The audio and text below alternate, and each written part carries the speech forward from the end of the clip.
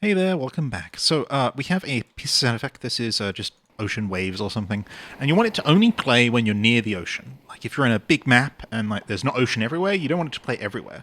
Now, of course, you could use audio fall off for this to make sure that you're far away from the ocean, but you might want to do something a little bit better, and that's utilizing ColliderUserTracker, so you can also turn off the audio output. Let's go ahead and get that sorted. So I'm going to bring this ocean sound effect over to here, and I'm going to go ahead and I'm going to create a cylinder. We'll use a cylinder just this case. You can use any other type of collider, it doesn't matter. We'll use a cylinder though. So I'm creating a model of the cylinder, which makes it easy for me to see how big the collider is. I'm aware that now we have inside of Neos, we have the visualize collider checkbox button thing here. I just have been around since before that was added, so I always just create the 3D model, and then I can turn the mesh renderer on and off and take a look at it. So there we go. We have a cylinder collider, and what we want to do is when we're inside that cylinder collider, the audio is playing, and when we're outside the cylinder, the audio is not playing. So what I'm going to do is take this sound effect, and I'm going to go ahead and parent it to the cylinder. Now it's parented to the cylinder, I'm going to go ahead and select it, reset the position, rotation, and scale.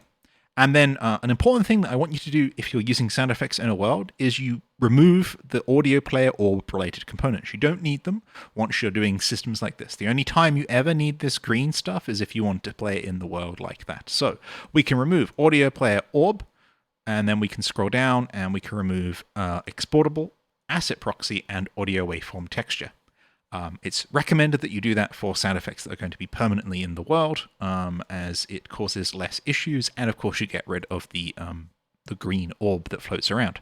So now you'll see here, I can go down to the bottom here and I can hit play, and we hear the ocean. I'm going to set that to loop, and then I'm going to go ahead and leave that on so you can hear it working.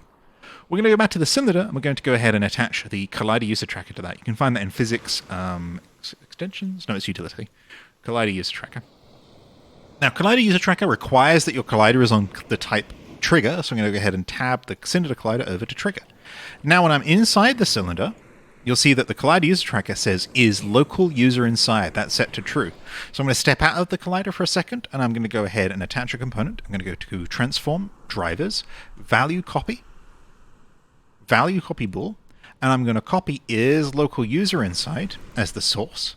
I'm going to go to the sound effect here, and I'm going to find the audio output, and I'm going to say that as the target.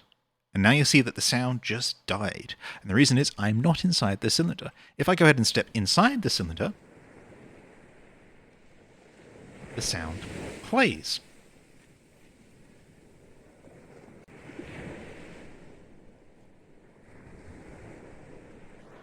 Sorry, I just was double checking you could hear that because my OBS was doing things that suggested you couldn't hear it. I'm glad you can actually hear it though. So there you go, that's how you do it. Now you can clone this cylinder. You could even set up things like an asset frame slot or anything like that to mean that, it's nice and easy to do. So there's ColliderUserTracker for you. I would also encourage you to look into the roll-off mode here. That is a topic for a different video though.